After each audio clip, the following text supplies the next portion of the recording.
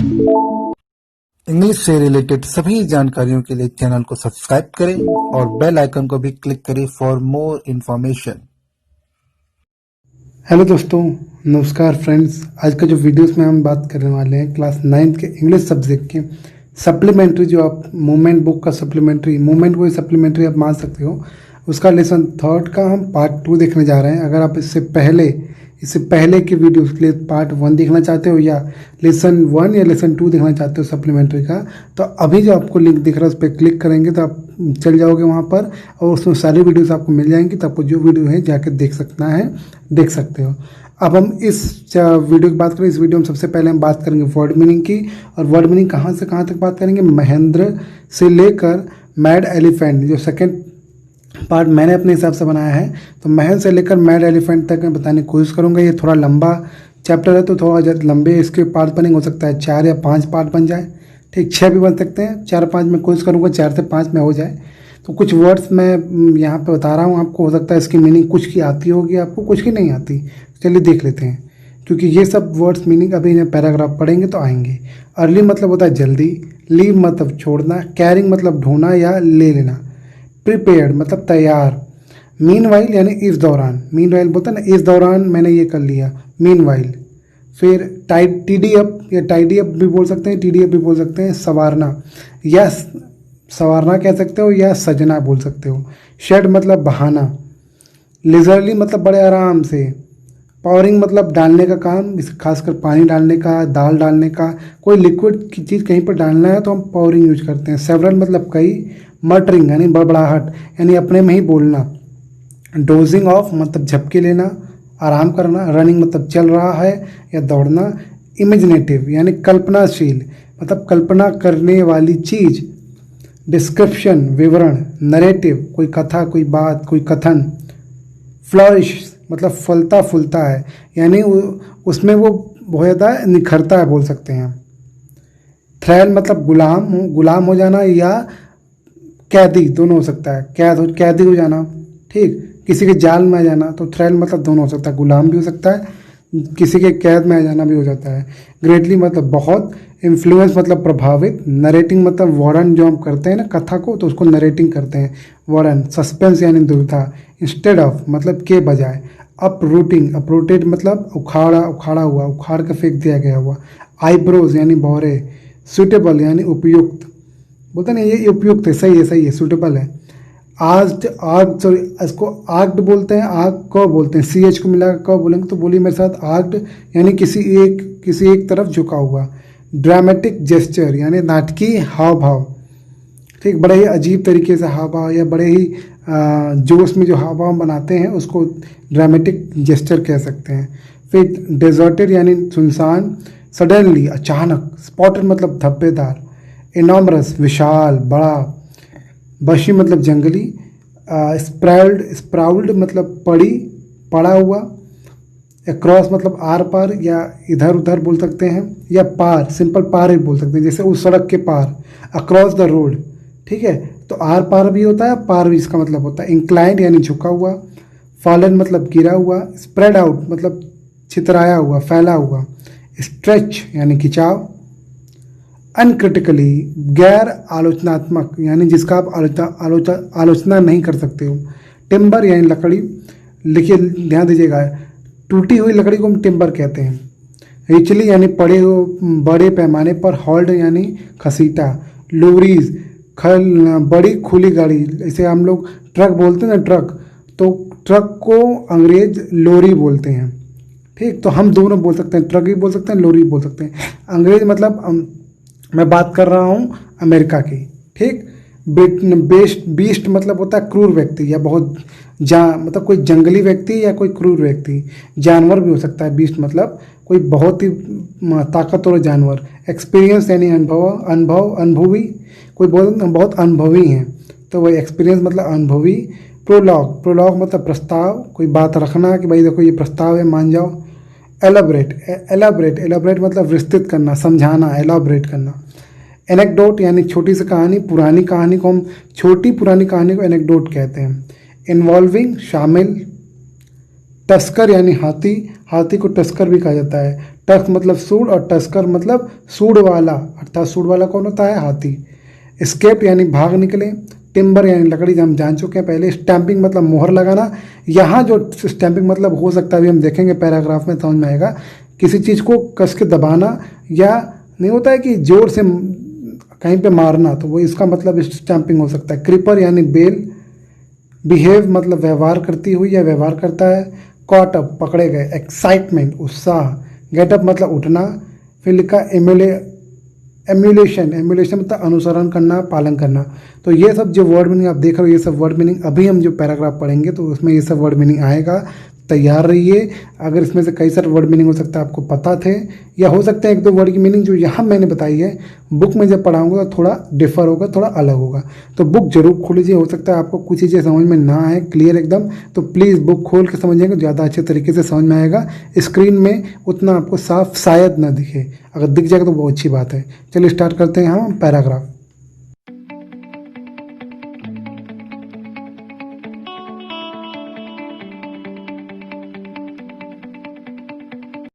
तो दोस्तों हमें चौथा पैराग्राफ से पढ़ना है। पहले हम इंग्लिश जानेंगे, फिर उसका हिंदी समझने की कोशिश करेंगे, देखेंगे कितना हमारा मैचअप कर रहा है। लिखा है Mahendra would be up early in the morning. Mahendra जल्दी सुबह उठ जाता था।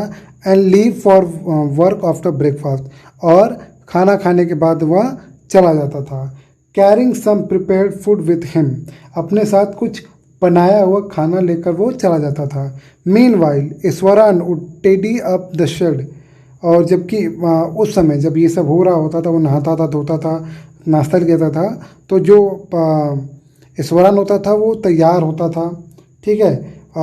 टीडी अप द शेड मतलब जो शेड यानी जो घर है उसको साफ करता था। वॉश द क्लोथेज, जितने कपड़े होते थे उनको धोता था। And have a leisurely bath, और बड़े आराम से वो नहाता था। Powering several bucket of water over his head, powering मतलब डालना, तो कई सारे, सेवरल मतलब कई सारे, बकेट यानी बकेट ऑफ वाटर मतलब पानी का बाल्टी, तो कई सारे पानी के बाल्टी से वो ना अपने ऊपर डालता था पानी, ओवर हिज हेड अपने सर पर। Muttering a prayer all the while, यानी नहाते समय वो क्या करता था? मटरिंग करता था, वो अपने में ही गुनगुनाता था। प्रेयर मतलब प्रार्थना, अर्थात वो नहाते समय प्रार्थना करता था। आप देखते होगे आपके दादा या कोई और देखते होगे गांव के, खासकर वो जब नहाते हैं तो वो कम से कम कोई ना कोई एक प्रार्थना बोलते रहते हैं, कोई ना एक प्रेयर बोलते रहते हैं। वैसे ही इस दौरान भी कोई प्रेयर करके ही वो आराम से नहाता था। It would be a lunch time by then, और मतलब इतना आराम से वो नहाता था कि धीरे धीरे लंच का समय हो जाता था। आफ्टर ईटिंग, खाने के बाद, he would read for a while before dosing of. ठीक है। डोजिंग ऑफ मतलब होता है सोना, आराम करना। तो he would read for a while, वो कुछ समय के लिए, फॉर अ वाइल मतलब होता है कुछ समय के लिए। ही वुड रीड, वो पढ़ा करता था। बिफोर डोजिंग ऑफ, सोने से पहले। The book was usually some popular Tamil thriller running to 100 of pages, मतलब वो जो किताब वो पढ़ता था वो क्या होता था? The book was usually some popular Tamil thriller, वो जो बुक किताबें पढ़ता था वो कोई प्रसिद्ध तमिल की कोई थ्रिलर मतलब होता है बहुत ही रहस्यमय, बहुत ही मनोरंजक या बहुत ज़्यादा रोचक से भरी हुई।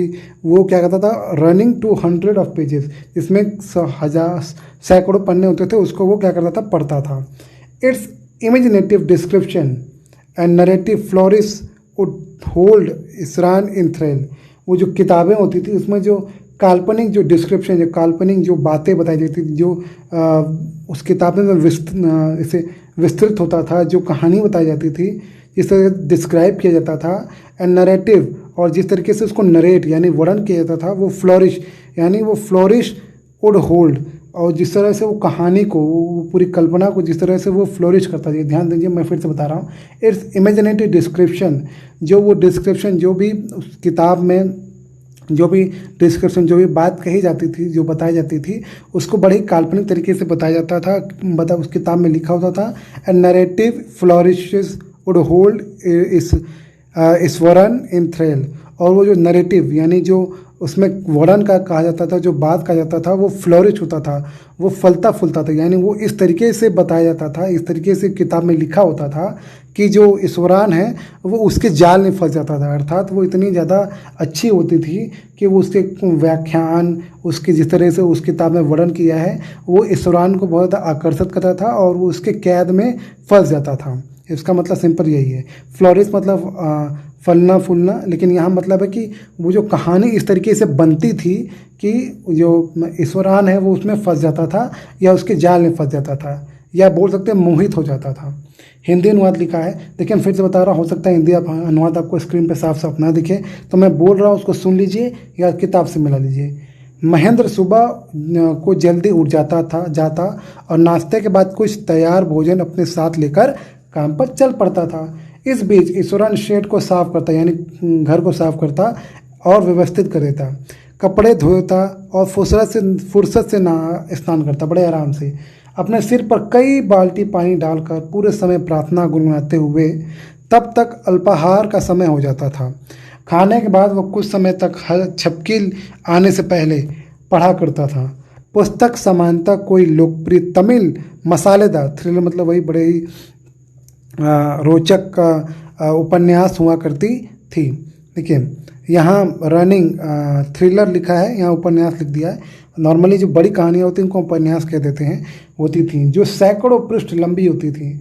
उसके काल्पनिक वर्णन तथा वर्णात्मक नाटकीयता ईश्वरान को अपनी मोहजाल में बांधे रखती थी। यानी जिस तरीके से उस कहानी में काल्पनिक बातें कही जाती थी या जो कहानी बनाई जाती थी, उसको ईश्वरान बहुत वो उससे जुड़ जाता था और उससे मोहित हो जाता था। अब आगे पढ़ रहे हैं, हो सकता है ये भी आपको ना दिख रहा हो, लेकिन जब मैं इसको हाईलाइट कर दूंगा तो शायद आपको ये साफ साफ दिखे। मैं हाईलाइट करने जा रहा हूँ।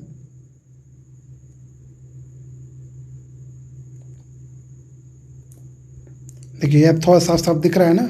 लिखा है 5वां paragraph, his own description were greatly influenced by the Tamil author.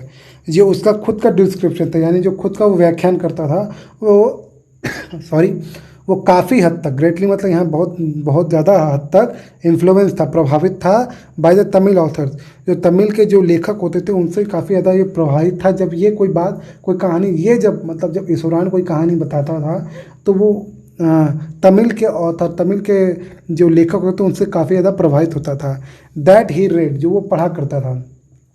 When he was narrating even the smallest of incident, जब कोई वो नरेट करता था, जब कोई बात कोई कथनी कहता था, कोई कहानी कहता था, even the smallest of incident, कोई छोटी से छोटी कोई भी इंसिडेंट, कोई छोटी छोटी बात वो कहता था, he would try to work in suspense, वो प्रयास करता था कि उसको कोई सस्पेंस, कोई राज, कोई उसमें रहस्यमय बात उसमें बता सके। And a surprise ending into the account, और एक सरप्राइज एंडिंग, यानी कि कोई एक बड़ा ही आश्चर्यजनक अंत वो चाहता था उस अकाउंट में, अर्थात उस कहानी में वो सस्पेंस लाता था कि अरे ये कैसे हो गया, वो कैसे हो गया, इसके बाद ये हो गया, तो वो ये सब चीज़ें, और आखिरी में अरे ये कैसे हो गया, अरे वो कैसे जिंदा रह गया, वो कैसे मर गया, ये सब जो है वो ऐसे ऐसे कहानियाँ जब बताता था तो सस्पेंस और सरप्राइज के साथ वो बताता था। फॉर एग्जाम्पल एक उदाहरण दिया जाता है instead of saying that, instead of मतलब के बजाय, यह कहने के बजाय, that he had come across N uprooted tree on the highway, मतलब ये कहने बजाय कि वह एक अपरूटेड मतलब उखाड़ा हुआ, यानी एक पेड़ है जो उखड़ गया है, ऑन द हाईवे पे एक उखड़े हुए पेड़ के पास से वो आया है। ये नॉर्मल सीधी सी बात कि भाई अरे मैं एक पेड़ देखा, वो उखड़ा हुआ पेड़ था, मैं वहाँ से आया हूँ। ये नॉर्मल बातें हैं जो इंसान नॉर्मल तरीके से कहता है। पर जो ईश्वरान होता है वो कैसे कहता था, ही वुड से, वो ऐसे कहता था, विथ आईब्रोज सुटेबली आर्क्ड, और वो अपनी आंखें पहले बढ़िया तरीके से उसको आर्क्ड मतलब बढ़िया तरीके से झुकाकर, मतलब बढ़िया तरीके से उसको बनाकर, held out in a dramatic gesture, हाथों को कुछ बड़े ही नाटकीय ढंग से वो बनाकर, मतलब वो बताता था, यानी कहानी को व्याख्यान करता था, जैसे कि भाई कोई बहुत बड़ी बात कह रहा है और उसको एकदम प्रभाव मिलाता था, भाव मिलाता था। वो अपनी आँखों को या अपने भौरों को इस तरीके से बनाता था कि भाई लगे कोई भाव कह रहा है, अपने हाथों को कुछ इस ढंग से लाता था कि जैसे लग रहा है कोई नाटकीय बात कहना चाह रहा है। लिखा है the road was deserted, road था वो खाली था, डेजर्टेड मतलब सूखा था अर्थात खाली था। एंड आई वॉज अलोन, और मैं अकेला था। देखो कहानी कैसे बना रहा है।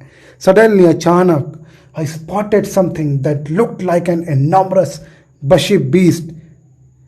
अचानक मैंने एक चीज़ स्पॉट किया, मतलब मैंने एक चीज़ पाया, something that looked like an enormous bushy beast, जो ऐसा प्रतीत हो रहा था, ऐसा दिख रहा था, दैट लुक लाइक, जो ऐसा दिख रहा था, एन इनॉमरस बशी बीस्ट, जैसा कोई कि बहुत ही बड़ा जंगली जानवर, लाइंग स्प्राउल्ड अक्रॉस द रोड, जो पड़ा हुआ है, मतलब फैला पड़ा है सड़क पर। सड़क जैसे वो कहानी बता रहा है कि सड़क सुनसान थी। अचानक मैंने एक ऐसी चीज़ देखी जो ऐसा लग रहा था कि वो बहुत ही बड़ा बुशी बीस्ट, यानी जंगली जानवर है, जंगली खतरनाक जानवर है, जो छितरा हुआ है, यानी जो फैला हुआ है अक्रॉस द रोड, रोड पर, है ना, रोड के चारों तरफ फैला हुआ है। I was half inclined to turn and go back. मैं आधा झुका था, मतलब मैं उस पेड़ के पास, मतलब उस खतरनाक जानवर के आधा झुका था, एंड गो बैक, और मैं वापस आ गया। But as I come closer, पर जब मैं पास आया, आई सॉ, मैंने देखा, that it was a fallen tree. वो कोई खतरनाक जानवर नहीं था, वो एक गिरा हुआ पेड़ था, with its dry branches spread out, जिससे वो जो उसकी सूखी हुई डालियाँ थी वो फैली हुई थी। स्प्रेड आउट मतलब फैली हुई थी। अब सोचो इस तरीके से, एक सामान्य बात कि भाई देखो मैं सड़क से आ रहा था, मैंने एक पेड़ देखा, टूटा हुआ पेड़ था या गिरा हुआ पेड़ था, उसको कैसे उसने कहानी के हिसाब से बताया कि सड़क सूखी हुई थी, सड़क खाली थी, अचानक मैंने एक खतरनाक जंगली जानवर को देखा जो फैला हुआ था सड़क पर। मैं उसके पास गया, फिर मैं पीछे गया, मैं उसके तरफ झुका, फिर मैं पीछे चला गया। जब मैं उसके पास आया तो मुझे पता चला कि अरे वो तो गिरा हुआ पेड़ है, और उसकी जो सूखी डालियाँ हैं वो फैली हुई हैं सड़क पर। ठीक है, इस तरीके से वो बताता था। Mahendra would scratch himself back in his canvas. अपने कैनवास मतलब जो उसका जो भी घर होता था, वो अपने आप को पीछे खींचता था। चेयर, कैनवास चेयर मतलब लकड़ी का, मतलब सॉरी गलती हो गया, जो कपड़े का जो चेयर होता था, कपड़े का, यानी जो काम चलाओ जो भी चेयर होता था उस पर वो बैठ जाता था। And listen to ईश्वरान tales uncritically, और ईश्वरान की वो कहानियाँ, जो वो कहानी बताता था, टेल्स मतलब होता है कहानी, तो वो कहानी जो बताता था उसको सुनता था अनक्रिटिकली, बिना किसी आलोचना के। अरे ये क्या कह रहे हो, अरे गलत बोल रहे हो, बड़ा चढ़ा बढ़ा के बोल रहे हो, मत बोलो, ऐसे वो नहीं करता था। कौन? महेंद्र। जब ईश्वरान अपनी ये सब बातें कहता था, ऐसी कहानी बताता था। ठीक है, हिंदी अनुवाद लिखा है। उसके खुद के वर्णन उसके द्वारा पढ़े गए, ये तमिल लेखकों से बहुत अधिक प्रभावित थे। जब वह छोटी से छोटी घटना का भी वर्णन करता था तो भी वह अनिश्चितता तथा आश्चर्य भरा अंत दिखाने का प्रयास करता था। उदाहरण यह कहने के बजाय कि तुझे यहाँ लिखा है, गलती हो गया है, मुझे होगा, मुझे मुख्य मार्ग पर एक उखड़ा हुआ पेड़ मिला था। वह अपनी भौरों को उपयुक्तता से गोल करके अपने हाथों को नाटकीय मुद्रा में फैला कर कहता, सड़क उजाड़ थी और मैं अकेला था। अचानक मैंने कुछ देखा जो कि एक विशाल झबरेले पशु जैसा दिखाई देता था। झबरेले मतलब वही जंगली पशु दिखाई देता था जो सड़क पर पसरा पड़ा था, मतलब फैला पड़ा था। मैं आधे मन से मुड़ने और वापस जाने को प्रवृत्त था, लेकिन मैं जब निकट आया तो देखा कि वह एक सूखी फैली शाखाओं वाला गिरा हुआ पेड़ था। महेंद्र अपनी कैनवास पर की कुर्सी पर अपने ही को पीछे फैलाता और ईश्वरान की कहानियों को बिना किसी आलोचना के सुनता। इसके आगे पैराग्राफ पढ़ने जा रहे हैं हम लोग। लिखा है छठा paragraph, the place I come from is famous for timber. Iswaran would begin. Iswaran शुरू करता अपनी, मतलब जो कोई कहानी बताता, ये तो एक उदाहरण था। अब दूसरी उदाहरण बता रहा है कि जब भी कोई ईश्वरान कोई कहानी बताता तो वो ये जब भी स्टार्ट करता बोलता कि the place I come from, जहाँ से मैं आता हूँ, इज़ फेमस फॉर टिम्बर। वो टिम्बर के लिए प्रसिद्ध है, यानी कि लकड़ियों के लिए फेमस है। There is the richly wooded forest all around. Richly मतलब बहुत ज़्यादा प्रख्यात या बहुत ज़्यादा फैला हुआ। ठीक, तो बहुत ज़्यादा वो वहाँ पर चारों तरफ जो है वो क्या है, वुडेड जंगल। वुडेड फॉरेस्ट मतलब वही लकड़ी का जंगल, अर्थात जो जंगल है वो बंजर नहीं है। ऐसा नहीं कि यहाँ पर कहीं खाली है, यहाँ घास है, वहाँ लकड़ी है, ऐसा नहीं। वो पूरा जंगल लकड़ी का, अर्थात वो पूरा जंगल बड़े बड़े पेड़ों से घिरा हुआ था। The logs are hauled on the lorries by elephant. देखो लॉग्स मतलब क्या होता है, लकड़ी का झत्ता। जैसे आप देखते हो कि पिक्चर में या कहीं देखते हो जब लकड़ियों को काट कर किसी ट्रक से ले जाता है तो वो जो लकड़ियाँ काट कर रखी जाती है उसको लॉग्स कहते हैं। द लॉग्स आर होल्ड, मतलब जो लकड़ियों में जो लट्ठे होते हैं वो लकड़ियों के लट्ठों को लॉरीज, यानी देखो जैसे मैंने बताया लॉरी ट्रक दोनों एक ही वर्ड है, तो ट्रक में उसको लोड किया जाता, रखा जाता था बाय एलिफेंट, एलिफेंट के द्वारा, हाथियों द्वारा उसको उठाकर ट्रक में रखा जाता था। They are huge well fed beast, वे क्या बहुत ही मजबूत, वेल फेड, वेल देखो फीड का सेकेंड फॉर्म है फेड, और वेल फेड मतलब खाया पिया, तो बहुत ही खाए पिए बीस्ट मतलब खतरनाक जानवर। बीस्ट का यूज़ होता ही है बड़े जानवर या खतरनाक जानवर के लिए, तो वो जो जानवर होते थे बहुत ही बड़े और खतरनाक जानवर होते थे। ये हाथी की बात की जा रही है। व्हेन दे टर्न वाइल्ड, जब वो जंगली हो जाते थे, अर्थात जब वो पागल हो जाते थे। इवन द मोस्ट एक्सपीरियंस्ड महावत, महावत किसे कहते हैं, जो हाथी को कंट्रोल करता है, जो हाथी के ऊपर बैठकर हाथी कंट्रोल करता है, पता है ना, महावत होती है, हिंदी में बोलते हैं महावत। तो लिखा है व्हेन दे टर्न वाइल्ड, जब वो जंगली हो जाते हैं, मतलब जब वो पागल हो जाते हैं, कौन, हाथी। इवन द मोस्ट एक्सपीरियंस, यहाँ तक कि जो सबसे ज़्यादा एक्सपीरियंस, सबसे ज़्यादा अनुभवी महावत होता है, is not able to control them, वो भी उनको कंट्रोल नहीं कर पाता, उनको भी कंट्रोल नहीं कर पाता, किसको, जो हाथी पागल हो जाते हैं या जंगली हो जाते हैं। आफ्टर दिस प्रोलॉन्ग, जब ये बात वो कहता है, आफ्टर दिस प्रोलॉग, जब ये बात कहता है, प्रोलॉग, ये बातें जो कहता है, Iswaran would launch into an elaborate anecdote involving an elephant. तो वो जब ये कोई ऐसी बातें कहता है तो इसुरान वुड लॉन्च मतलब जारी करना या निकालना, तो वो मतलब नए नए लॉन्च करता, नए नए कहानी को बताने लगता था। इनटू एलोबरेट एनेक्डोट, एक बहुत ज़्यादा नियंत्रित तरीके से, बहुत ज़्यादा बोल सकते हैं कि एलोबरेट मतलब बहुत ज़्यादा विस्तृत तरीके से वो एनेक्डोट, कहानियाँ बताने लगता था। इन्वॉल्विंग एन एलिफेंट, हाथियों से जुड़ा हुआ, क्योंकि भाई देखो वहाँ जंगल है, हाथी हैं, तो जो कहानी होगी वो हाथियों जंगल की होगी। तो इसुरान जब भी कहानी बताने लगता था, launch into an elaborate anecdote, तो वो एक कहानी बताने लगता। एलाबरेट मतलब है कि विस्तृत करके, विस्तृत रूप से, यानी बड़े ही डिटेल में बताने लगता था कहानी। इन्वॉल्विंग एन एलिफेंट, हाथियों से जुड़ा हुआ, ठीक है, हाथी से जुड़ा वो कहानी बताने लगता था। अब देखिए हिंदी अनुवाद क्या लिखा है, जिस स्थान से मैं आता हूँ वह इमारती लकड़ी के लिए प्रसिद्ध है, ठीक, मतलब घर में लगाने वाली लकड़ियों के लिए। ईश्वरान कहना शुरू करता है, चारों ओर घना लकड़ी वाला जंगल है, लट्ठों को हाथियों द्वारा ट्रकों को लाद दिया जाता है। लॉग मतलब वही लादना, और हॉल्ड मतलब वही लकड़ियों को, जो मैंने कहा, ठीक है। वे विशाल मजबूत खाए पिए पशु होते थे। जब वे पागल हो जाते हैं तो सबसे अधिक अनुभवी महावत भी उन्हें नियंत्रित करने में समर्थ नहीं होते हैं। इस प्रस्तावना के पश्चात ईश्वरन किसी हाथी से संबंधित विस्तृत किस्सा छेड़ देता था, यानी विस्तृत किस्सा बताने लगता था। चौथा पैराग्राफ देख रहे हैं, ये आखिरी पैराग्राफ है इस वीडियो का। कहीं पर कोई दिक्कत हो तो प्लीज कमेंट बॉक्स में पूछ लीजिएगा कि सर यहाँ पे दिक्कत है। वन डे, एक दिन, a tusker escaped from the timber, tusker मतलब वही सूंड वाला, अर्थात हाथी। One day a tusker escaped from the timber yard, एक दिन जो हाथी था वो भाग गया, फ्रॉम द टिम्बर यार्ड मतलब लकड़ियों का जहाँ यार्ड, यानी जहाँ लकड़ियाँ रखी जाती हैं काट कर, वहाँ से भाग गया। And begin to roam about, और वो घूमने लगा। रोम मतलब ये होता है घूमना, तो वो दूर दूर घूमने लगा। स्टैम्पिंग ऑन बुशेस, वो बुशेस यानी जो पेड़ झाड़ियाँ होती थी वहाँ पर स्टैम्पिंग करने लगा, उनको वो स्टैम्प करने लगा, मारने लगा, मतलब अपने पंजे से उसको वो था, इतना था कि जोर से स्टैम्प करना, जोर से मारना ज़मीन पर, वैसे वो झाड़ियों को मारने लगा। टेयरिंग अप वाइल्ड क्रीपर्स, और वो जो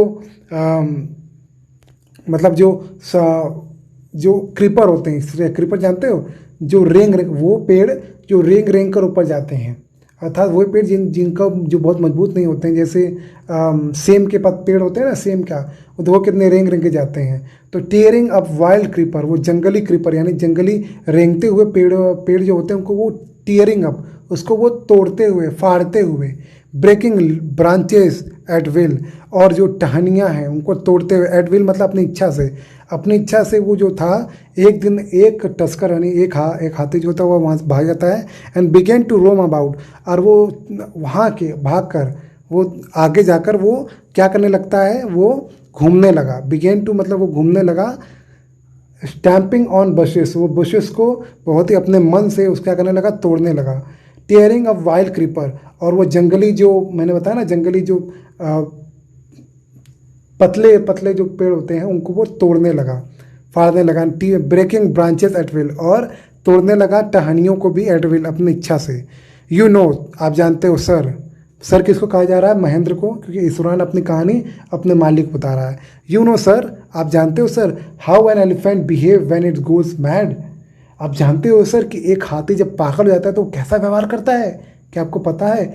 ऐसा ईश्वरान अपने महेंद्र अपने सर से कहता है, मतलब अपने महेंद्र सर से कहता है Iswaran would get so caught up in the excitement of his own story. तो जो ईश्वरान होता था वो अपने ही कहानी में हो जाता था, वो क्या कॉटअप मतलब हो जाता, वो मिल जाता था, यानी वो अपनी कहानी में बताने में हो जाता, वो जुड़ जाता था। इन द एक्साइटमेंट, उत्साह में वो हो जाता, अपने आप को पकड़ लेता था, अर्थात वो अपने आप को पूरे उत्साह में भर लेता था। ऑफ हिज ओन स्टोरी, अपने खुद की स्टोरी में बताते समय वो ज़्यादा उत्साह होकर अपनी कहानी बताता था। That he would get up from the floor, ऐसा उत्साह होता था कि वह कि मतलब दैट मतलब यहाँ मतलब कि he would get up from the floor, वो ज़मीन से उठ जाता था, एंड जंप अबाउट, और वो कूदने लगता था। ठीक है, मतलब कहानी के हिसाब से वो अपना एक्सप्रेशन देने लगता था। भाई हाथ वाला एक्सप्रेशन है तो हाथ वाला, पैर वाला है तो पैर वाला। Stamping his feet in the emulation of the mad elephant, जैसे एमुलेशन मतलब अनुसरण करना होता है, यानी किसी का पालन करना, यहाँ मतलब है नकल करना। तो स्टैम्पिंग हिज फीट, अपने पैर को वो जैसे हाथी मारता है जोर से ज़मीन पर, और वैसे वो भी दिखाने के लिए कि भाई ये होता था, वो भी खड़ा हो जाता था और अपने पैर जो होता था वो ज़मीन पर हाथी की तरह नकल करके, एक पागल हाथी की तरह नकल करके वो भी ज़मीन पर पैर मारता था। ठीक, कौन? ईश्वरान। लास्ट की फिर से लाइन समझा रहा हूँ, लिखा है Iswaran would get so caught up, Iswaran बहुत ज़्यादा जुड़ जाता था अपनी कहानी में, in the excitement of his own story, अपने खुद के स्टोरी में, अपने खुद की कहानी में बहुत ज़्यादा वो एक्साइट हो जाता था, उत्साहित हो जाता था। दैट कि he would get up from the floor, वो इतना ज़्यादा उत्साहित हो जाता था कि वो अपने फ्लोर पे यानी ज़मीन पर वो गेटअप मतलब उड़ जाता था, एंड जंप अबाउट, और कूद जाता था। स्टैम्पिंग हिज फीट, और कूद कर अपने पैर को स्टैम्प करता था, यानी जोर से ज़मीन पर पटकता था। इन एमुलेशन ऑफ मैड एलिफेंट, पागल हाथी के की जैसे, या पागल हाथी की नकल करके वो कूद कर अपने पैर को ज़मीन पर पटकता था, जैसे कि वो बताना चाह रहा है भाई ऐसे हाथी पैर पटकता था जब वो जंगल में पागल हो जाता था। तो इस तरीके से एक्सप्रेस करके कहानी बताता था। हिंदी अनुवाद, एक बार एक हाथी लकड़ियों के बाड़े से निकलकर झाड़ियों पर पांव रखते हुए जंगली बेलों को, वही देखो वही क्रीपर मतलब बेल कहा दिया है। बेल क्या होते हैं? वो जंगली जो पतले पतले होते हैं, जो पेड़ों के ऊपर चढ़ के जाते हैं, उनका खुद का कोई मजबूत हिस्सा नहीं होता है। उखाड़ते हुए मन मौजी ढंग से शाखाओं को तोड़ते हुए भागा और इधर उधर भटकने लगा। रोम मतलब भी होता है भटकना। आपको तो पता ही है श्रीमान कि पागल होने पर हाथी कैसा व्यवहार करता है। ईश्वरन अपनी खुद की कहानी में उत्तेजना में इतना डूब जाता था कि वह फर्श से उठता और कूदने लगता, अपना पांव पागल हाथी की नकल में जोर से पटकते हुए। ठीक है, तो इसके आगे की स्टोरी हम आगे पढ़ेंगे। अगर यहाँ तक की वीडियो समझ में आया तो प्लीज़ वीडियो को लाइक करें, अपने दोस्तों को वीडियो को जरूर शेयर करें और चैनल को सब्सक्राइब करें फॉर मोर इन्फॉर्मेशन। आपको ग्रामर की वीडियोस मिलती रहेंगी और आपको प्रोज और पोइट्री की वीडियोस भी मिलती रहेंगी, और जल्द ही आपको लेसन 2 सप्लीमेंट्री लेसन 2 का भी क्वेश्चन आंसर का वीडियो और एक्सरसाइज की वीडियोस मिल जाएंगी। तो जुड़े रहिए, और कोई और दिक्कत परेशानी हो तब कमेंट बॉक्स में क्वेश्चन पूछ सकते हैं। आपने ये वीडियो देखा उसके लिए आपका बहुत बहुत धन्यवाद। Thank you so much for watching this video.